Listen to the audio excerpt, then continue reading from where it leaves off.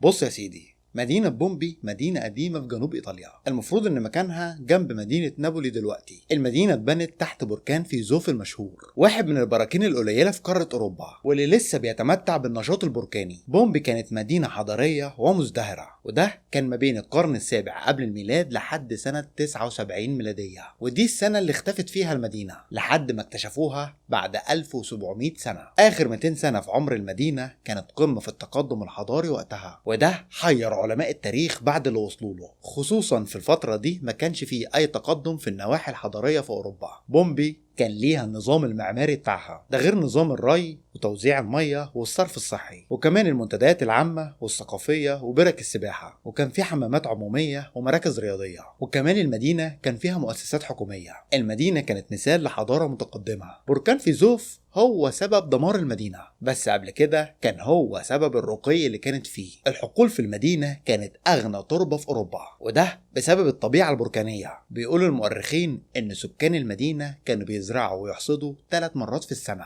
ده غير إن المدينة كانت منتجع للعائلات الغنية، والنشاط السياحي كان بيدخل فلوس كتير للمدينة. ونروح ل5 فبراير سنة 62 ميلادية، سكان المدينة بيحتفلوا بعيد ديني. فجأة يسمعوا صوت مرعب مش معروف مصدره، وبدأت الأرض تتهز جامد. الناس بتهرب من البيوت والمعابد اللي بتقع عليهم، والنار بتاكل أجزاء كبيرة في المدينة، وده بسبب مصابيح الإضاءة الزيتية اللي كانت معلقة في كل بيوت المدينة. الهزة الأولى استمرت لحظات قصيرة، لكن جه بعدها أكتر من هزة بين كل فترة والتانية، وبالليل المدينة كلها بقت كوم ترابي. الحرامية وقطاع الطرق كانوا بيلفوا فيها، اللي بيلاقي حاجة بيسرقها، واللي بيلاقي ست بيغتصبها. ومات كتير من الأهالي وهم بيهربوا من المدينة. بلعتهم الشقوق الكبيرة اللي حصلت من الهزات الأرضية. وبالرغم من اللي حصل ده، إلا إن سكان المدينة صمموا إن هم يكملوا حياتهم فيها، وتتبني مدينة بومبي مرة تانية. ومع الزمن يرجع ناس من اللي هاجروا، وبدأ سكان المدينة يعيشوا حياة جديدة. ويمكن ده بسبب السمعة الاقتصادية الغنية للمدينة في الوقت ده. ولمدة 17 سنة سكان المدينة انشغلوا بإصلاح الخراب اللي حصل فيها. اتبنت البيوت الفاخرة مرة تانية، وتصلح نظام توزيع المية.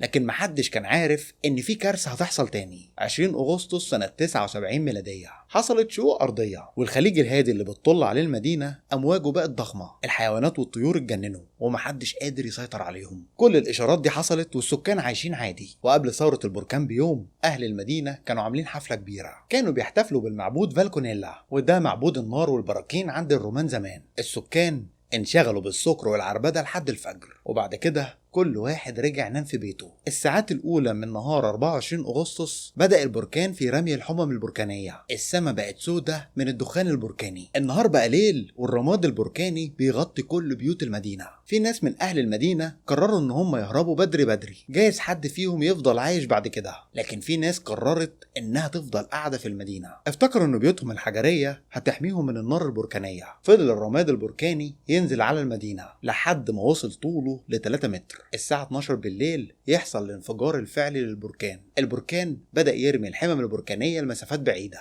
ومعاها الغازات البركانية السامة والقاتلة، وبدأت الأمواج النارية الحمراء تتقدم للمدينة. وده كان إنذار بموت كل السكان اللي موجودين في بومبي، واللي كانوا لسه عايشين بالرغم من الرماد البركاني. دول ماتوا بسبب الصخور البركانية اللي وقعت على بيوتهم، أو ماتوا بسبب الغازات البركانية السامة واللي كانت ماشية بسرعة 100 كيلومتر في الساعة. الباحثين ما قدروش يعدوا الضحايا اللي ماتوا بسبب الكارثة دي. بومبي ما كانتش المدينة الوحيدة اللي دمرها البركان، ده كان في 3 مدن تانية اتدمروا بشكل كامل أو أجزاء منهم. العينات المتحجرة اللي موجودة النهاردة نسبة قليلة قوي. العدد الفعلي للضحايا كان كبير جدا، سواء اللي هربوا في الأراضي الزراعية أو اللي ماتوا بسبب الأمواج البحرية. اختفت مدينة بومبي لمدة 1700 سنة، واختفى ذكرها في كل مكان إلا إشارات صغيرة عند مؤرخين الفترة دي. اتكلم عنها مؤرخ روماني كان عايش وقتها، وحاول كتير يدوروا على المدينة، خصوصا الباحثين عن الكنوز والثروة. لكن كل المحاولات دي فشلت، لأن بومبي كانت مدفونة تحت الرماد البركاني، لدرجة إن في ناس شككت في وجود المدينة واعتبروها أسطورة زي أسطورة أطلانتس. سنة 1748 يتم اكتشاف المدينة الأثرية اللي تبقى مزار سياحي، وده بسبب طبيعة المدينة عن باقي المدن التاريخية. بومبي وقفت عند سنة 79 ميلادية. كل الشوارع والمباني وقفت عند التاريخ ده، وما حصلش ليها أي إضافة أو تعديل من وقتها. المدينة اللي استقبلت أكتر من 1,000,000 سايح سنة 2007. ونيجي لأهم حتة في الحلقة. لما لقوا المدينة كانت كلها تحت الرماد البركاني، العلماء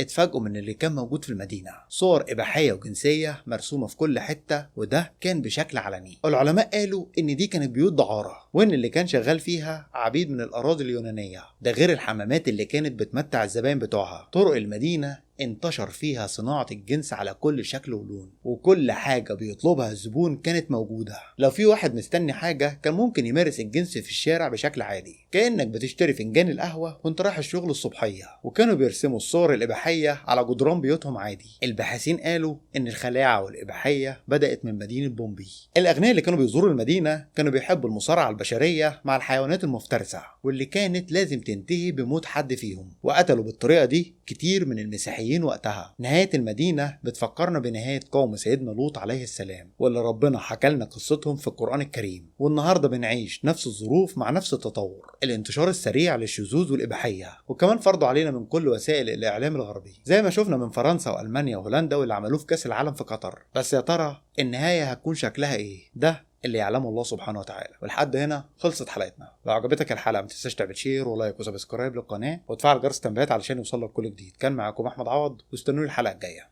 سلام.